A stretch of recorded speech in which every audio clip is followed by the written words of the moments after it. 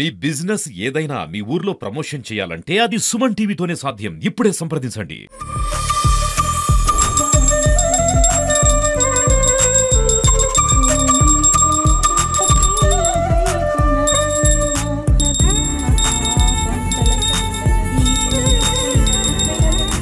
Welcome back to Suman TV. నేను మీ సుప్రసాద్.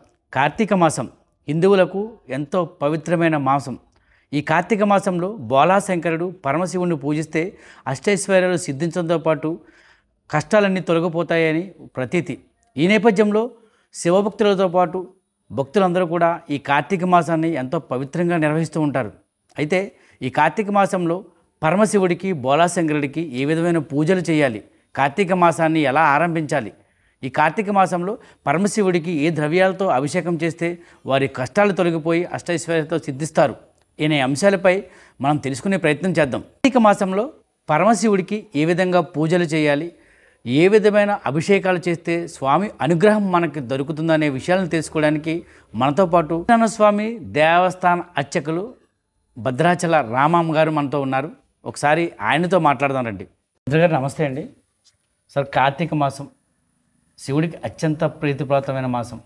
ఈ మాసంలో ఆ పరమశివుడిని మనం ఆ అనుగ్రహం పొందాలంటే ఏ విధంగా ఈ కార్తీక మాసాన్ని మొదలు పెట్టాలి? అసలు ఏ రోజు నుంచి ఈ కార్తీక మాసం మొదలు పెడితే గడియలు అనేవి కార్తీక మాస గడియలు ఎప్పటి నుంచి వస్తున్నాయండి? అక్టోబర్ 22వ తేదీ బుధవారం నాటి నుంచి మనకి కార్తీక మాసం ప్రారంభమవుతుందండి. అదేవిధంగా 20వ తారీఖు నవంబర్ నెల వరకు కూడా ఈ కార్తీక మాసం ఉంటుంది. కార్తీక మాసము అనేటటువంటి పేరు ఎందుకు వచ్చిందయ్యా అంటే, కృత్తికా నక్షత్రం రోజున పౌర్ణమి వస్తుంది కాబట్టి దీనిని కార్తీక మాసం అని అన్నారు. అయితే ఈ కార్తీక మాసానికి ఉండేటటువంటి ఒక విశేషమైనటువంటి లక్షణం ఏమిటయ్యా అంటే, శివుడు విష్ణువు అంటే శివుడికి ఒక మాసం ప్రీతికరమై ఉంటుంది సాధారణంగా, లేదంటే విష్ణువుకి ఒక మాసం ప్రీతికరమై ఉంటుంది. కానీ ఈ కార్తీక మాసములో శివుడు విష్ణువు ఇద్దరికీ కూడా ప్రీతికరమైనటువంటి మాసము ఈ కార్తీక మాసం. అంటే మనం కార్తీక మాసంలో ఉపవాసాలు కానీ దీపదానం కానీ ఏం చేసినప్పటికీ కూడా శివుడికి విష్ణువుకి సమమైనటువంటి భక్తిని మనం ఇచ్చినట్టుగా, అదేవిధంగా వారు మనల్ని అదేవిధంగా అనుగ్రహిస్తారు. అంతటి విశేషమైనటువంటి మాసం ఈ కార్తీక మాసం. అదేవిధంగా ఈ కార్తీక మాసంలో ప్రధానంగా దీపదానం, లేదంటే స్వయంపాకదానం, వస్త్రదానం ఇవి ఏమి చేసినప్పటికీ కూడా మనం కార్తీక దామోదర దేవత ప్రియతాం అంటాం. అంటే కార్తీక దామోదరుడు అంటే విష్ణుమూర్తి అండి. అటువంటిదంతా కూడా విష్ణుమూర్తి యొక్క అనుగ్రహం గురించి మనం ఈ దానాలన్నీ కూడా చేస్తాం. అదేవిధంగా కార్తీక సోమవారాలు మనం చేసేటటువంటిదంతా కూడా శివుడికి అభిషేకం విశేషంగా చేస్తాం. ఆ రోజున శివానుగ్రహం కొరకు మనం అభిషేకం చేసేటప్పుడు పంచామృతాలు అంటే ఆవు పాలు, ఆవు పెరుగు, నెయ్యి, తేనె, పంచదార, అదేవిధంగా పళ్ళ రసాలతో మనం స్వామివారికి అభిషేకం చేసినట్లయితే ఎప్పుడూ ప్రతి సోమవారం మనం చేసేటటువంటి అభిషేకం యొక్క ఫలితం ఒక విధంగా ఉంటే దానికి కనీసం 100% ఫలితం మనకి అందుతుంది, అంటే ఎక్కువగా అందుతుంది. అది శివుడి యొక్క అనుగ్రహం కొరకు. ఇంకా శివుడికి ప్రత్యేకమైనటువంటిది కార్తీక పౌర్ణమి నాడు చేసేటటువంటి జ్వాలాతోరణం. ఆ జ్వాలాతోరణం శివాలయాల్లో చేస్తారు.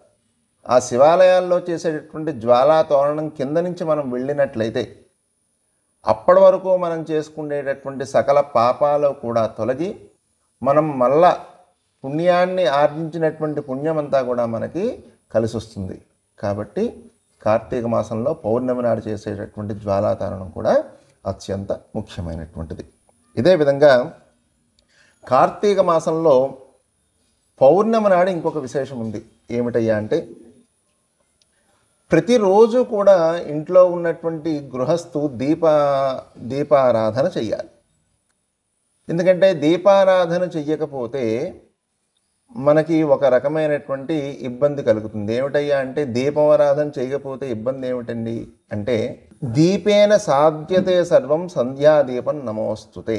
అసలు దీపం ఎందుకు వెలిగిస్తారంటే, తిమిరము అంటే చీకటిని పారద్రోలడానికి.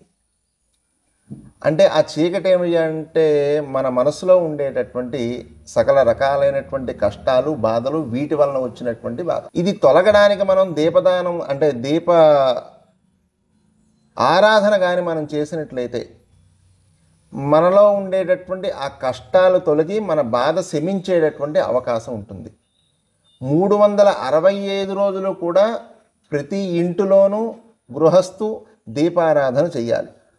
ఒకవేళ అలా చెయ్యకపోయినట్లయితే కార్తీక పౌర్ణమి నాడు, అంటే కార్తీక మాసంలో వచ్చేటటువంటి పౌర్ణమి నాడు 365 ఒత్తులు శివాలయంలో కానీ, విష్ణువాలయంలో కానీ, ఏదైనా నదీ తీరంలో కానీ, లేదా రావి చెట్టు కింద కానీ, లేదు మనం బయటికి కదిలేటటువంటి శక్తి లేదు కదా, మనం ఇంటి దగ్గరే తులసి అమ్మవారి దగ్గర కానీ మనం ఈ 365 ఒత్తులు వెలిగించినట్లయితే సంవత్సరం మొత్తం కూడా మనం దీపారాధన చేసినటువంటి ఫలితాన్ని మనకి భగవంతుడు అనుగ్రహిస్తాడు.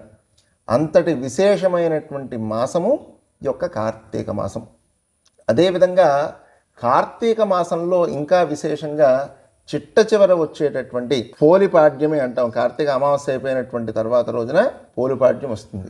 ఆ రోజున మనం స్నానాధికాలు కానీ గావించినట్లయితే, అంటే నదీ తీరంలో స్నానం చేసుకున్నట్లయితే మన చేసినటువంటి పాపాలన్నీ కూడా తొలగి మనకి పుణ్యాన్ని స్వామివారు అనుగ్రహిస్తారు. ఇదే కాకుండా ఇంకొక విశేషమైనటువంటిది ఏంటయ్యా అంటే కార్తీక మాసంలో వనభోజనాలు. ఈ వనభోజనాలు మనం ప్రకృతిలో, అంటే ఈ అడవులు ఉండేటటువంటి ప్రాంతంలో, ఓషధులు ఉండేటటువంటి ప్రాంతంలో మనం కూర్చుని ఆ భోజనాలు చేయడం వల్ల ప్రధానంగా ఉసిరి చెట్టు కింద చేయాలండి వనభోజనాలు. అలా చేసుకున్నట్లయితే మనలో ఉండేటటువంటి శారీరకమైనటువంటి రుగ్మతలు తొలగి మనకి ఆరోగ్యం అనేటటువంటిది ప్రసాదించబడుతుంది. అత్యంత పవిత్రమైన మాసం కార్తీక మాసంలోని ఆ పరమశివుడిని ఆరాధిస్తే అష్టైశ్వర్యాలు సిద్ధిస్తాయని మన పురోహితులు చెబుతున్నారు. ప్రతిరోజు కూడా వేకువజామునే లేచి స్నానం ఆచరించి ఆ స్వామివారి ముందు దీపం పెట్టి నైవేద్యం పెట్టి తమ కష్టాలు చెప్పుకుంటే ఆ ఖచ్చితంగా కష్టాలు తీర్చడంలో ఆ పరమశివుడు ముందుంటాడని చెబుతున్నారు. ప్రత్యేకంగా కార్తీక మాసంలో ఈ 360 రోజులకు సంబంధించి ఆ ఒక్కరోజు కూడా పౌర్ణమి పర్వదినాల్లో ఆ స్వామివారి ఎదుట ఆ తులసి మొక్క దగ్గర ఎక్కడైనా సరే ఒక జ్యోతిని 366 నిండిన ఒత్తులతో నిండిన ఒక జ్యోతిని వెలిగిస్తే చాలు ఆ సంవత్సరం అంతా కూడా దాని ప్రభావం మనపై ఉంటుందని. కాబట్టి ఆ పరమశివుడిని నిష్ఠతో భక్తితో పూజిస్తే అన్నీ కూడా ఆయన మనల్ని ముందుండి నడిపించి ఆ కష్టాలను తొలగించడంలో ఎటువంటి సందేహం లేదని అయితే పురోహితులు చెబుతున్నారు.